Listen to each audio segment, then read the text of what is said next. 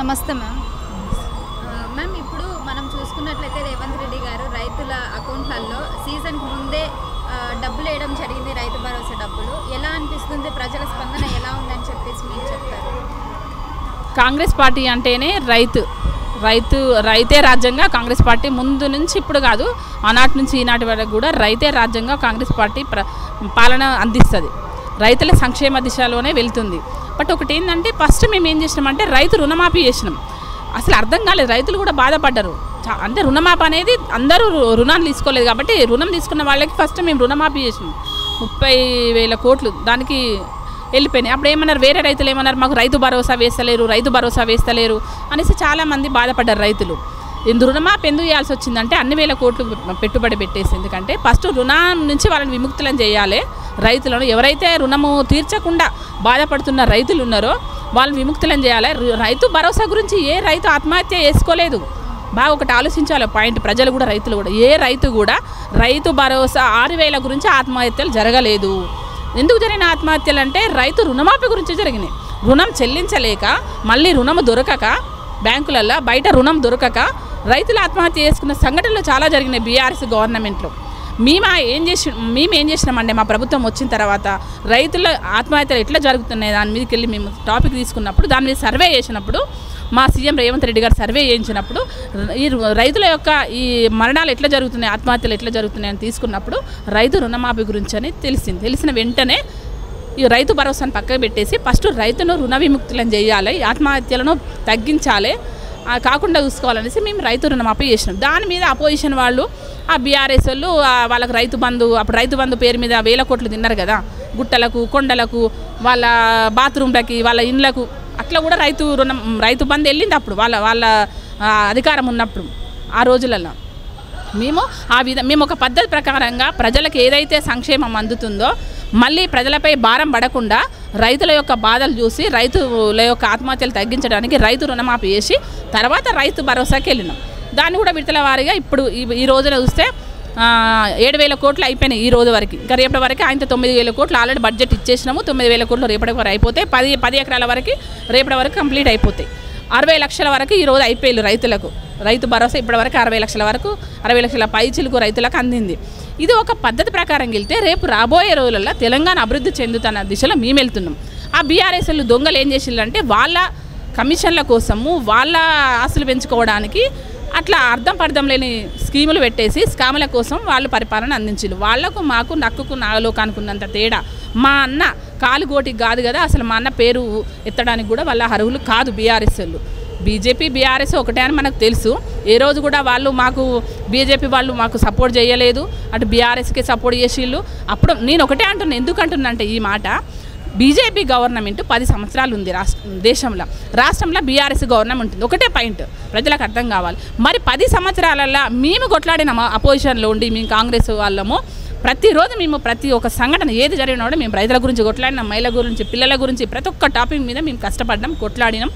మేము ఈరోజు అధికారాన్ని చేజిక్కించుకున్నాం. ప్రజలు మమ్మల్ని గౌరవించి మమ్మల్ని నమ్మి వీళ్ళ ఓట్లేసి మమ్మల్ని గెలిపించి మమ్మల్ని అధికారం ఇచ్చిళ్ళు. మరి బీజేపీ వాళ్ళు 10 ఏళ్లలో ఎందుకు కొట్లాడలేదని నేను అడుగుతున్నా. మీరు రాష్ట్రంలోనే ఉన్నారు కదా, మీ అధికారం అయితే ఇక్కడ లేదు కదా, బీఆర్ఎస్ఎల్లో ఉన్నారు కదా, మీరు ఎందుకు మాట్లాడలేదు, ఎందుకు ధర్నాలు చేయలేదు, ఎందుకు మీరు ప్రశ్నించలేదు, ఇప్పుడు మాత్రం ఎందుకు ప్రశ్నిస్తున్నారు మమ్మల్ని అని అడుగుతున్నా. అంటే మీరు వాళ్ళు ఒక్కటయ్యి ఇన్ని రోజులు అక్కడ 10 ఏళ్ళు ఇక్కడ 10 ఏళ్ళు చేసి ఇవాళ మళ్ళీ మీరు వాళ్ళ తొత్తులు కాబట్టి వాళ్ళ సైడే మాట్లాడుతున్నారు బీజేపీ వాళ్ళు.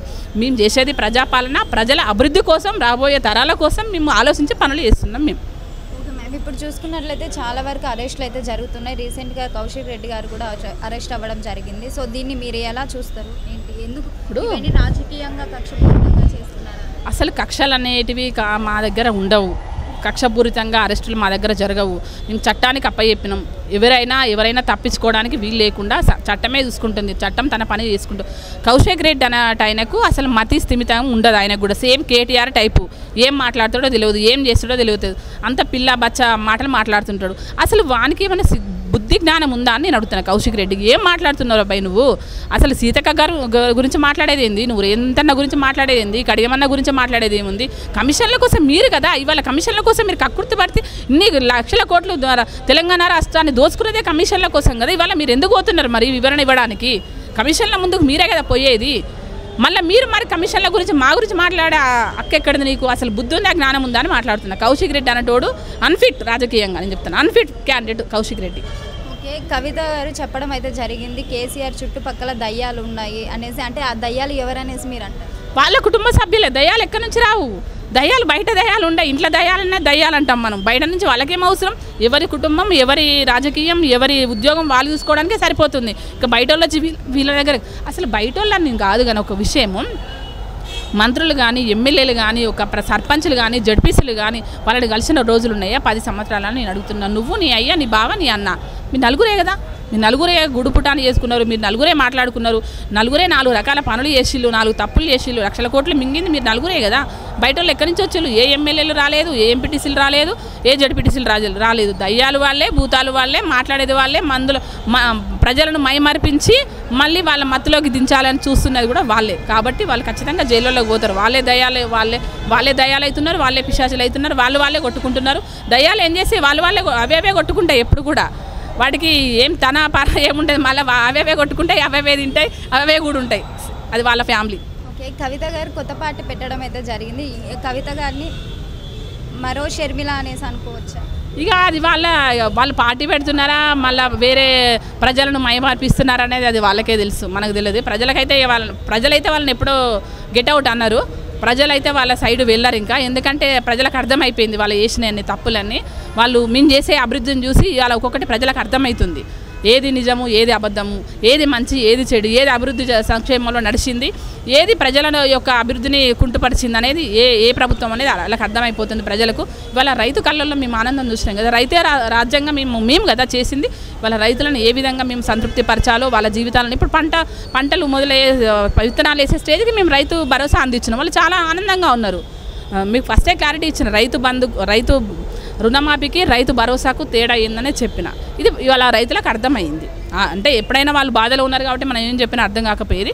బీఆర్ఎస్ వాళ్ళు ఎవరికి ఇచ్చిళ్ళు రైతు బంద్ అనేది ఈరోజు రైతులకు అర్థమైపోయింది.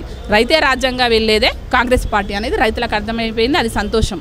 రైతు కళ్ళల్లో మా అన్న సీఎం ఎప్పుడు కూడా, అతను కూడా ఒక రైతు బిడ్డ కాబట్టి ఆనందమే చూస్తాడు తప్ప కన్నీళ్ళను చూడడు. Subscribe us and press the bell icon for more interesting updates.